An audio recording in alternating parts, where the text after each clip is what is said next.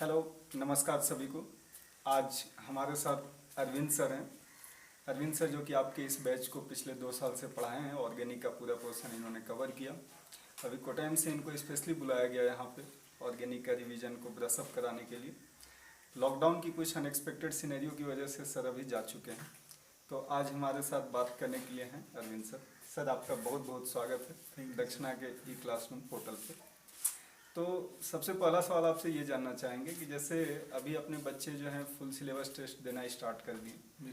अब कुछ बच्चों का ऐसा स्थिति है कि वो चाह रहे हैं कि सर हम रिवीजन भी कर पाते हैं और एक तरफ फुल सिलेबस टेस्ट भी है, तो मतलब ऐसे सिनेरियो में उनको क्या बैलेंस स्ट्रेटजी लेकर आगे चलना चाहिए जो उनके लिए फ्रूटफुल होगा? खासकर इस समय जो वे होता है इनका रिवीजन का, वो डिफरेंट स्टूडेंट का डिफरेंट वे से होता है। बट थोड़ा सा जो अच्छे स्टूडेंट रहते हैं उनका सेलेक्टिव रिवीजन के थ्रू जाते हैं।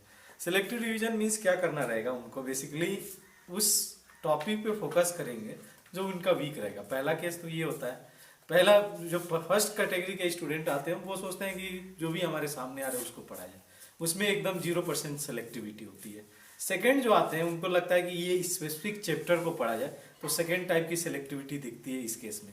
थर्ड सेलेक्टिविटी भी आती है। थर्ड सेलेक्टिविटी में क्या होती है कि जो चैप्टर की जगह जो पर्टिकुलर सेक्शन होता है उसके थ्रू वो लोग जो है फोकस करते हैं कि इस सेक्शन में क्वेश्चन आने के चांसेस हैं, इसको हम लोग से क्वेश्चन नहीं बनाए जब हम लोग टेस्ट दे रहे थे, तो इसमें फोकस करने की जरूरत है।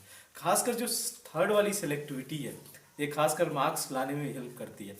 अब जो है क्या केस हो कि मतलब ऐसा जो है कोई बोल सकता है कि सर पेपर ना दे करके मैं रिवीजन ही करूँ, तो बिल्कुल इस टर्म में तो बिल्कुल गलत होगा। इनका अप्रोच ऐसा होना चाहिए, रेट्रो हम लोग बोलते हैं, रेट्रो स्टडी करना चाहिए, रेट्रो टाइप की स्टडी। रैदर आप रिवीजन करके टेस्ट दो, अभी वो मुकाम पे नहीं हो। पहले हम लोग करते थे थ्रू आउट 2 ईयर्स वही किए कि आपने क्या किया कि पढ़ा और उसके जो है जाकर आपने एग्जाम दे दिया।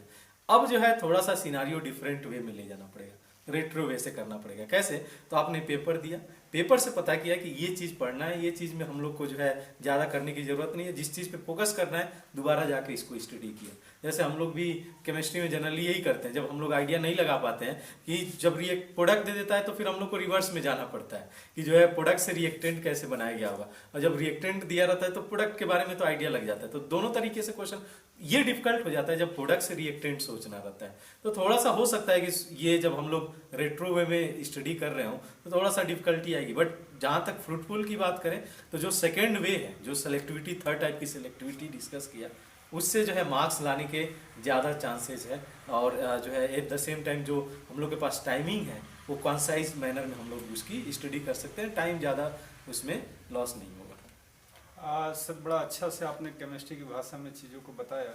थोड़ा सा एक और सवाल जो बच्चों के मन में इस समय आ जाता है कभी कभी, जैसे हम लोग सिलेक्टिव डिवीजन की बात कर रहे थे, तो उसमें कभी कभी क्या होता है कि मान के चले कि जैसे एक सब्जेक्ट का पूरा पोर्शन है, अगर मैथमेटिक्स की बात कर लिया जाए, पूरा अलजेब्रा है, पूरा वेक्टर 3D है, उस टाइप से, तो कभी कभी बच्चों का ऐसा भी थॉट प्रोसेस आता है कि यार ये टॉपिक हमने पूरा 2 साल में अच्छा खासा टाइम दिया फिर भी मेरा स्ट्रॉन्ग नहीं हो पा रहा है, चलो एक काम करते हैं पूरे यूनिट को ही ड्रॉप कर जाते हैं, कभी कभी 11th का ऑर्गेनिक ड्रॉप कर लेते हैं।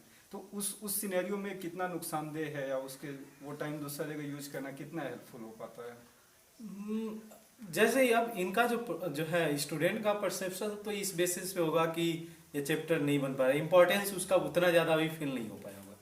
तो इस केस में क्या है कि हर चैप्टर का ऐसा नहीं कि पूरा हम लोग जो है जितना पढ़ाते हैं सभी एग्जाम्स में आने के चांसेस रहते हैं, उसका एक सेंट्रल पार्ट होता है हर चैप्टर का। तो उस सेंट्रल पार्ट पे क्या होता है कि जो है मैक्सिमम मेरा सजेशन ये रहता है कि लोग पूरे चैप्टर पे फोकस करें। उसका जो सेंट्रल पार्ट है, मैंने बोला कि जैसे हम लोग जब सेल्फ स्टडी कर रहे हैं तो सिलेक्टिव पार्ट को करें, सिलेक्टिव पार्ट में भी वो जो सेंट्रल पार्ट रहता है उस पर बहुत ज़्यादा, जैसे आप अब क्या हुआ है कि जैसे अगर हम लोग 10 साल या 15 साल पहले जाएं तो थोड़ा ये गेस कर पाना कि जो है क्या आईआईटी या जो है जेई क्वेश्चन पूछ सकता है, ये थोड़ा सा डिफिकल्ट हो सकता था। बट हमारे पास अब डेटा सेट क्रिएट हो चुका है, इतने पेपर्स हो चुके हैं जेई की तरफ से कि ये आइडिया लगाना बहुत ईजी हो गया है कि ये जो है जेई का जो है इस पर्टिकुलर सेक्शन से कितना पॉसिबिलिटीज है क्वेश्चन पूछने का। तो रैदर हम लोग पूरे चैप्टर को स्किप करें, हम लोग फोकस कर सकते हैं, चलो ठीक है ये जो पार्ट है ये स्पेसिफिकली जो है जेई ने इससे क्वेश्चन पूछा हुआ है और बिल्कुल उसके चांसेस है उसको पूछने का। जैसे मैं एक एग्जांपल देना चाहूँगा, हम लोग भले ही इस केस में अभी कराया जो है जेई का लास्ट ईयर पेपर हम लोगों ने कराया लास्ट में जब 11th ओवर हो रहा था, और आप बिलीव नहीं करेंगे एक क्वेश्चन सिलेक्टिवली अमीडियंस करके था, और उस पे क्वेश्चन जेई एडवांस ने पूछा 2018 में या 2018 का प्रॉब्लम था।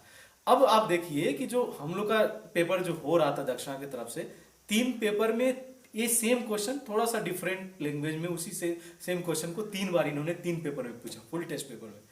और बिलीव आप नहीं करेंगे, जो इस साल का एनटीए ने पेपर रखा, सेम डिट्टो प्रॉब्लम उन्होंने रखा हुआ है। वाह वाह। तो आप आइडिया लगा सकते हैं कि किस तरीके से ये जो है, आप इस समय जो है प्रीवियस जो डेटा है उस डेटा से आप पता कर सकते हैं कि जो फ्यूचर का डेटा वो कैसा होने वाला है। तो ये जो है एक जो है अच्छे स्टूडेंट की यही काबिलियत होती है कि रेदर वो पूरे चैप्टर में फोकस करता है, सेंट्रल पार्ट को उठाता है उसकी थ्योरी पार्ट से, और उससे डिफरेंट जितने भी क्वेश्चन के बनने की पॉसिबिलिटीज होती है वो बना लेता है। अच्छा, एक और सवाल इससे ही थोड़ा लिंक्ड भी है और थोड़ा सा अलग सा भी माना जा सकता है। जैसे अभी क्या हो रहा है कि बच्चे जैसे फुल सिलेबस टेस्ट की ओर आ रहे हैं, तो जब तक पार्ट टेस्ट हुआ करता था, मान के चलिए कि 8 चैप्टर 10 चैप्टर तीनों सब्जेक्ट मिला के 15-20 चैप्टर तक का उन्होंने पढ़ाई किया, पढ़ाई के ग्राउंड पे एग्जाम वगैरह दे दिया, तो उसमें जैसे 3-3 घंटे का 2 पेपर होता था, वो कुछ न कुछ ऐसे चैप्टर्स मिल जाते थे, कुछ क्वेश्चन जिसके ग्राउंड पे उनका 3 घंटा यूज हो जाता था।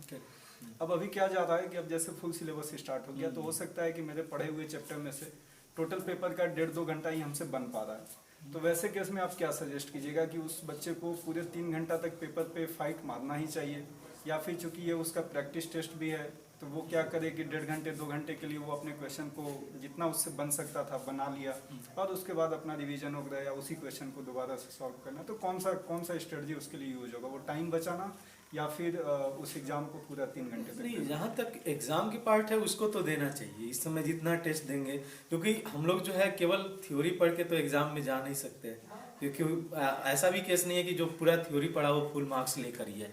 तो एट द सेम टाइम जो है, जो हम लोग का एग्जाम का सिनारियो रहता है, वो माहौल हमारे दिमाग में बना रहना चाहिए कि हम लोग एग्जाम दे रहे हैं, 3 घंटे का एग्जाम देना है। तो ऐसा भी हो सकता है कि मान लीजिए थोड़ा पेपर डिफिकल्ट है, तो वो ऑलमोस्ट 100% तो पेपर कभी नहीं सॉल्व करने जा रहे हैं।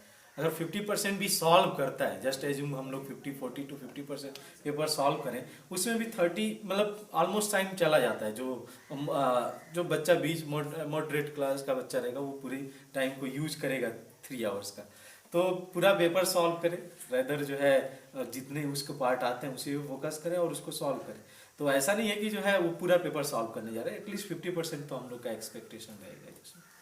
बहुत अच्छा लगा अरविंद सर आपसे बात करके। उम्मीद है कि इन क्वेश्चंस के हेल्प से हमने बच्चों के कुछ क्वेरीज आप तक रखे होंगे, और आपने जितने लूसिड मैनर में उनको एक्सप्लेन किया है वो उनके लिए फ्रूटफुल रहा होगा, हेल्पफुल रहा होगा।